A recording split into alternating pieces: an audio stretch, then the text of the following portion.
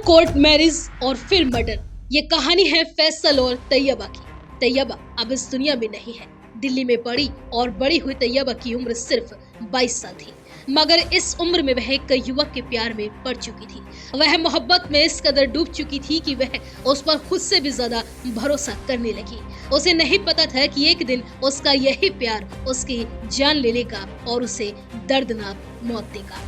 आपको बता दें कि तैयबा का शव बीते दिनों उत्तर प्रदेश के बागपत के घने जंगलों में बरामद किया गया। इसके बाद तैयबा की जो कहानी सामने आई उसने सभी को हिला कर रख दिया। दरअसल दिल्ली में तैयबा फैसल चौधरी नाम के एक युवक से मिलती है। 28 साल के फैसल से तैयबा की अच्छी दोस्ती हो जाती है और ये दोस्ती आगे जाकर प्यार में तब्दील हो जाती है। तैयबा अपना दिल फैसल को दे देती है और ये करके तैयबा अपनी जिंदगी की सबसे बड़ी गलती कर बैठती है। दरअसल फैसल पहले से ही शादीशुदा था और उसका निकाह हो चुका था, लेकिन उसने ये बात अपनी प्रेमिका तैयबा को नहीं बताई थी। इस दौरान वह तैयबा के साथ रिश्ते में आ जाता है। फैसल के प्यार में डूबी तैयबा उससे निकाह करने के लिए कहती है। इसके बाद फैसल और तैयबा लव मैरिज कर लेते हैं, लेकिन ये बात तैयबा को पता नहीं चलती कि जिस फैसल से उसने लव मैरिज की है वह पहले से ही शादीशुदा है और उसे धोखा दे रहा है।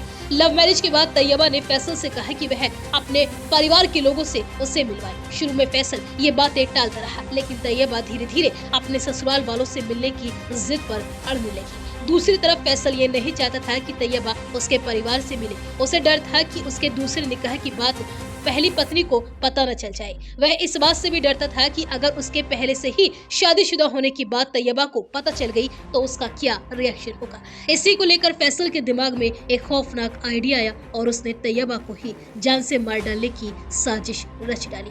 फैसल ने बीते 22 नवंबर को तैयबा को बहाने से बुलाया और अपनी कार में बिठा लिया। वह तैयबा को पहले क्लब में ले गया, इसके बाद उसे एक मूवी दिखाई, अपने साथ खाना खिलाया। इसके बाद फैसल तैयबा को घुमाने के बहाने से बागपत की तरफ लेकर गया और रास्ते में इसी बात को लेकर दोनों के बीच में तीखी बहस हुई, जिसके बाद फैसल ने गोली मारकर तैयबा की हत्या कर दी और हत्या करने के बाद उसने अपने दोस्त की कार का इस्तेमाल करके तैयबा के शव को बागपत के जंगलों में फेंक दिया। दूसरी ओर परिवार वालों को उस दिन रात तक तैयबा के घर न लौटने पर चिंता होने लगी। तैयबा के भाई अदनान ने बताया कि 22 नवंबर को वह रोजाना की तरह नौकरी पर गई थी। रात 9 बजे तक जब वह वापस नहीं लौटी तो घर वालों ने इसे फोन किया। उसने बताया कि ऑफिस से आने में उसे देरी हो रही है। इसके बाद देर रात लगभग 3 बजे उसकी माँ से आखिरी बार बात हुई, जिसमें उसने 5 मिनट में घर पहुँचने की बात कही। इसके बाद उसका फोन बंद हो गया और वह गायब हो गई। परिजनों ने अगली सुबह 23 नवंबर को दयालपुर थाने में गुमशुदगी की रिपोर्ट दर्ज कराई। पुलिस ने मोबाइल लोकेशन और कॉल डिटेल के आधार पर जांच शुरू की,